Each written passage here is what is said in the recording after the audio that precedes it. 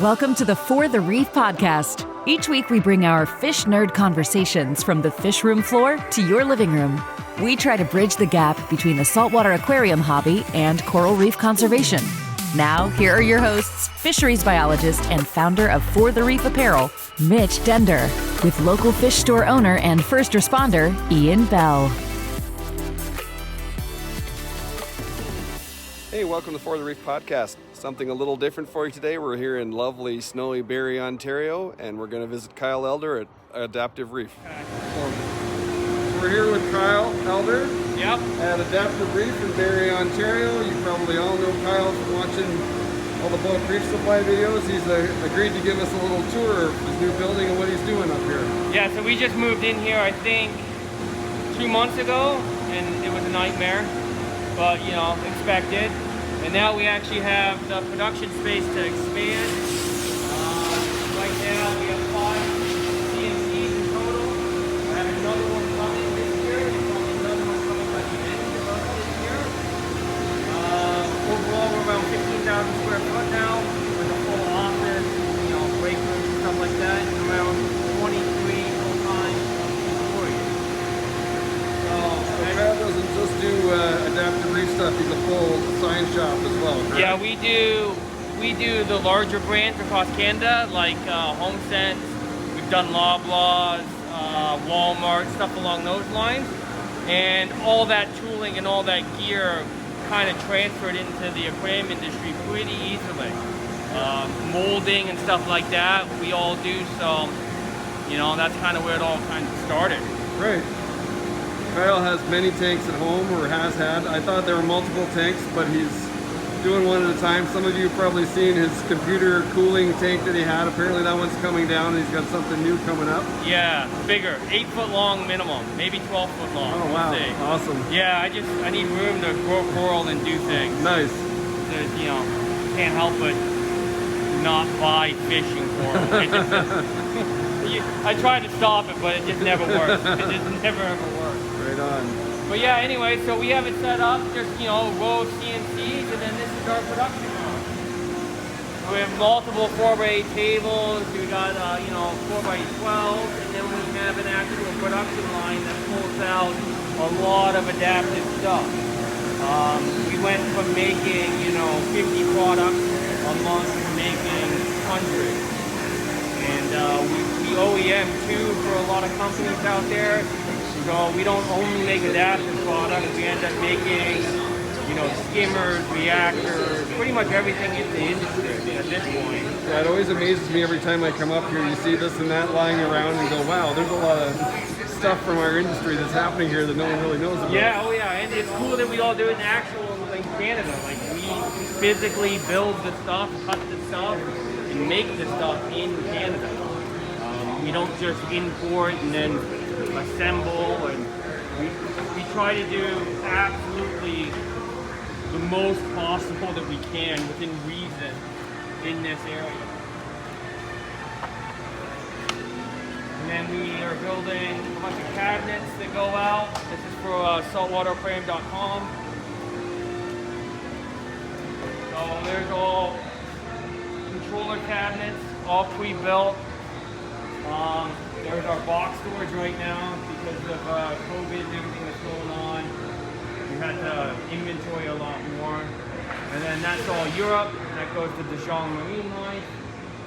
And then we have things that, you know, a lot of aquarium makers don't have, which is like automotive paint booths. That we have a full mixing station where we can mix, I think, 3 million colors. So the options and the possibilities, especially in the aquarium world, are almost limitless. Yeah. It's amazing what you're doing here. Yeah, hopefully this is a big enough truck. We filled it up very quickly. We're trying to scare it. Yeah, Kyle just moved here. Yeah, literally like last month. Yeah, 2 months ago we were looking at it. So we got a 2-acre lot here, and the building's 15,000 square feet. And I was like, yeah, no, for sure, that's going to be a lot. And then this is within a month, and it already looks really, really full. So we got a forklift coming. I don't know. Who knows? It is what it is. But no, it's fun. It's great. I get to come up with cool stuff. We test everything as much as humanly possible. mean, we really do try to make good products out of Canada with the best customer support, obviously within reason, but we really do attempt that. Yeah, and he's got a lot of interesting things coming. I don't know what ones he's going to talk about. No, we have like, so in Q1, so in the first 3 months of this year, hopefully everybody gets to see our full skimmer line, which is 2 DC skimmers that run the new Seachay pump. We've been working with Seachay with it a lot. A new AC version of both skimmers, a 6 1/8 inch, both working with Seachay as well.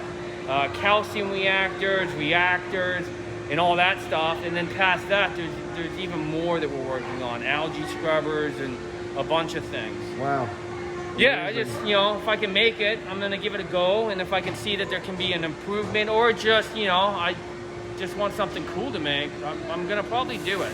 So I've got one question, and I figure you're already working on this, but are you working on a recirculating skimmer kind of design? Yes. I knew you would be. Yeah. Yeah, so skimmers were interesting because when I first was looking at like, hey, we're going to do skimmers, it can't be that hard. Well, it was a lot harder than expected, and it was a lot more costly than expected. Finding bodies, finding parts that everybody uses in the industry was difficult. So we had to kind of go in on the fringes and figure a lot of stuff out. And then when we were doing all that, we came across RLSS and Waveline. Right. So we kind of hit it off, and what Adaptive did was kind of absorb RLSS in Waveline as a whole. So we're using RLSS's base of skimmers, so they already had a body that we loved, and we're bringing the body to Canada and then taking the body and turning it into our skimmer. That's kind of the process that it ended up with. And then we're also going to end up doing Waveline as well. So we'll end up relaunching Waveline, and the goal right now is to actually manufacture Waveline. So, molding is hard to do domestically, so the molds will probably be done overseas, but we'll do all the resin filling, all the wiring, all the QC, all the assembly, all that. The goal is to actually do it here. Right. Right? And then we can control it better, we can have better quality insurance, we can have better customer service in general. Right. I hate buying stuff and it being So it'll be an improvement to the product, really. Yeah, that's what we hope. I mean, that's always the goal. Like, the goal is never to just push out something for the hell of it. It really isn't. The goal is to try to push things out and try to make them better in any way possible, especially with support and customer service. Right. I'm a huge hobbyist. I always have been. And, when I buy a product and it's not up to expectations or something, I understand how frustrating it can be. Sure. So, I mean, we're not without problems, for sure. I mean, this has all gone really quickly. So we have issues, but we really try to put the customer first. Like, we don't just say that. We really try to, make stuff and support it the best that we can. Even the short time I've been using your boards, I've seen how things have changed. There's something as simple as a controller board is really, there's little changes here and there to bring it forward. There's a lot of minor changes and a lot of improvements as we go, for sure. I mean, even from the boxes to the labeling to the instructions to pretty much everything. I mean, again, I'm just a hobbyist. I mean, that's what I am. Right. So I'm just lucky enough to have the facility kind of here and the ability to do it. So now I'm lucky again that I work with some of the biggest brands in the industry. Yeah. Ecotech, Neptune, Waterbox, all these guys, Clearwater Scrubbers, all these guys I work with day in and day out. So it's just it's really neat. Is there anything from those brands or different things that you can show us? No, not for many of them. No. Yeah. No.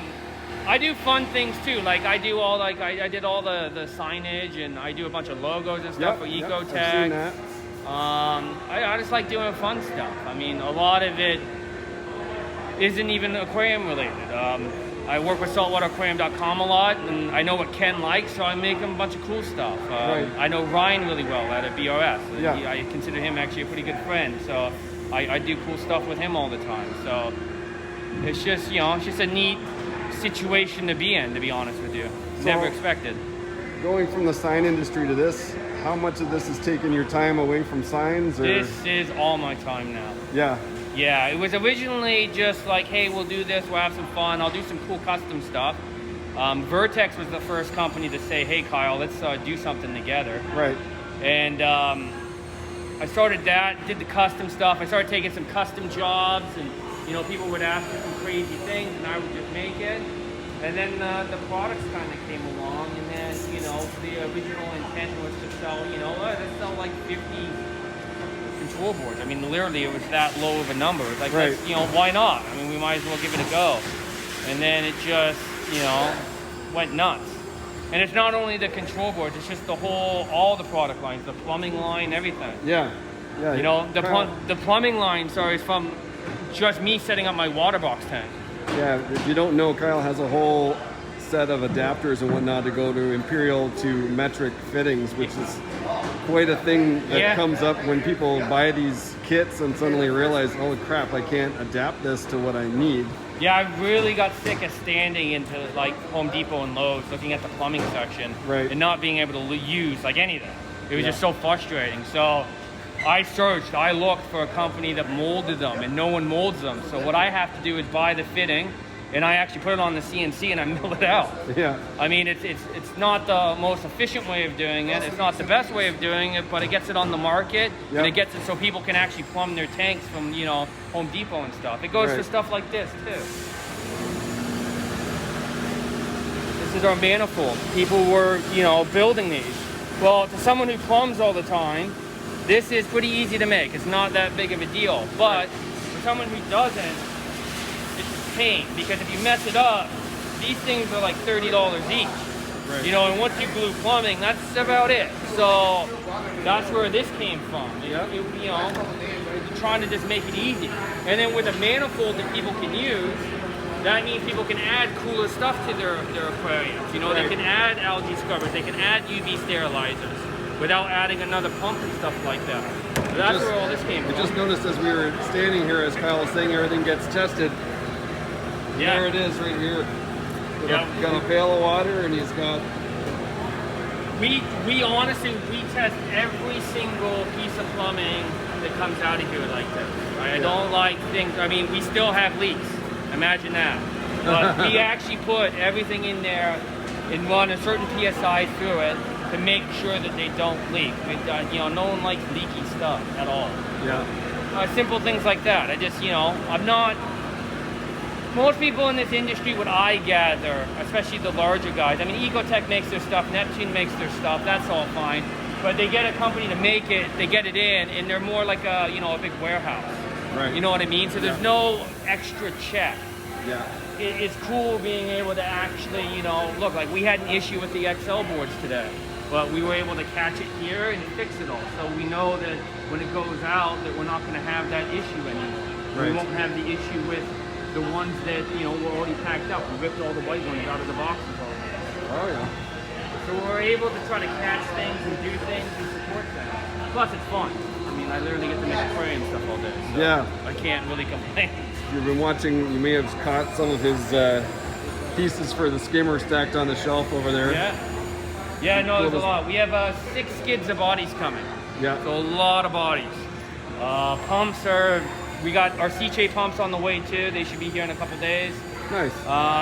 So within the next, I would say, month or so, we should be rocking and rolling on the Skimmers for sure. Very nice. Do you have any custom stuff you're working on right now? Nothing aquarium related.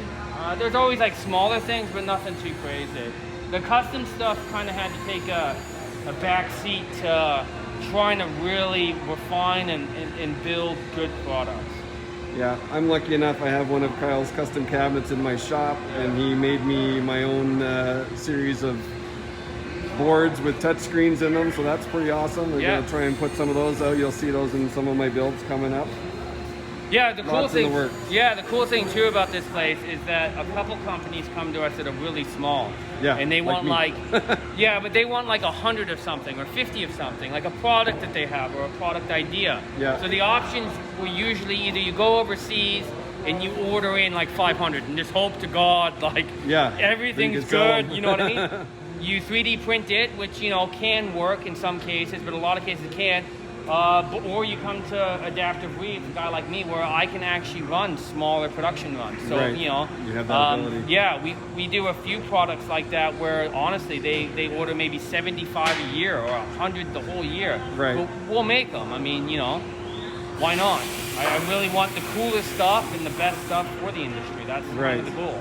Within the next probably 3 to 6 months, we'll have a U.S. facility as well. We're in negotiations right now for that.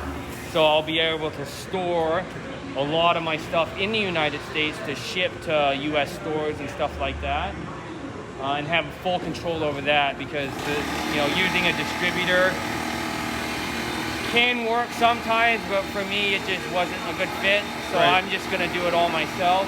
Right.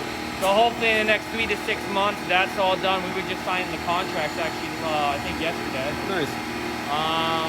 And then we're doing Europe. I mean, these last 2 skids are for UK. I use Kyle's product quite a bit. It's such a good way to tidy things up and make it look clean and safe and organize that chaos that can form under your tank. Yeah, the advent of DC pumps and all the electronics and stuff, I mean, you end up spending $1,000 on pumps and you know, controllers and heat controllers and stuff like that. And it's best if people mount them properly and really take care of them, because the worst case thing that could ever happen, I guess, is you spill stuff on it. Just having a pile of stuff. I mean, having a pile of stuff works, but it only works until you have, you know, a leak or, you know, something bad happens. Right. So all the material we use is all fire rated, completely waterproof, completely inert. We actually custom order it, so we end up ordering like 700 sheets at a time of each color. Yeah. So it's a material made for us. It's really cool. I love the material. It's awesome. A great material. It's actually one of the reasons I'm up here to see Kyle today, is that I'm stealing his idea on my installs, and we're putting it on the walls of some of the fish rooms I'm working on, just because of the waterproof part of it, and also the ability to put things where we want to put them and make them look good. Yeah, so no, we're really excited about that. It takes a lot of weight. It's awesome to line with. Ryan did it in his tank. I was talking to him when he did it, and he did his whole fish room in it. And it just makes it so much easier to attach things and not worry about it. This drywall is horrible. Drywall in this hobby do not mix at all. It makes it hard to mount things. Yeah. This just, if it looks good there, that's where it can go. That's what I like about the idea. Yeah, no, it's cool. I'm really happy about this space. I'm happy where we are, because we're in South End, Barrie. There's a good group of people we have now. We're actually hiring right now too. There you go. If you want to work for Kyle at Adaptive Reef, shoot a resume up here. If you're in let me know. GTA area. Yeah, and it's cool we're in Canada. Like, you know, usually brands like this aren't in Canada. They just not, especially manufacturing. So there isn't, I think I'll probably be the largest aquarium maker of products in Canada, or whatever you want to say. Yeah, I would think so at this point.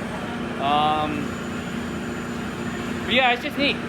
I like it. And my job is now making cool aquarium stuff, to be honest with you. That's so I can't really complain. Yeah, it is. Well, you own a store, that's not that bad. Oh, yeah. Yeah, so that was the original plan too, to do custom builds and open a store. Yeah. I couldn't do the store. No. It's a challenge. Yeah. I'm finding that doing the custom builds, it makes it hard to be in the store sometimes, because you're pulled in so many directions. Yeah.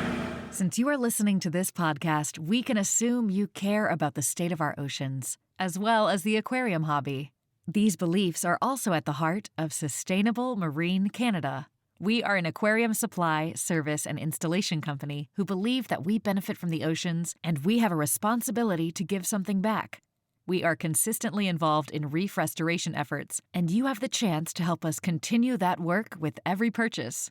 We offer a curated product selection and Canada-wide shipping. Please visit us at sustainablemarinecanada.ca and be part of our ongoing efforts today. This is how it all comes off, just like that. So we actually turn it into some flat sheets of peel all that paper. Yeah, and clean it all. My least favorite thing. Yeah, and clean it all, make it all. We engrave everything for better glue joints and everything. We really try. Right. Yeah, some custom stuff for sure. A lot of stuff for BRS. It's saltwaterframe.com. This is for Ken, for the owner of saltwaterframe.com. This is oh it. yeah. And then all of these Mr. Chili's are for the customer service representative guys from PRS. Nice. They're awesome. That's fun. These are all water box stands. So I got one of every stand water box makes. Right. Because we'll be working with them on a few things. I think we have pretty much one of everything in this industry at this point.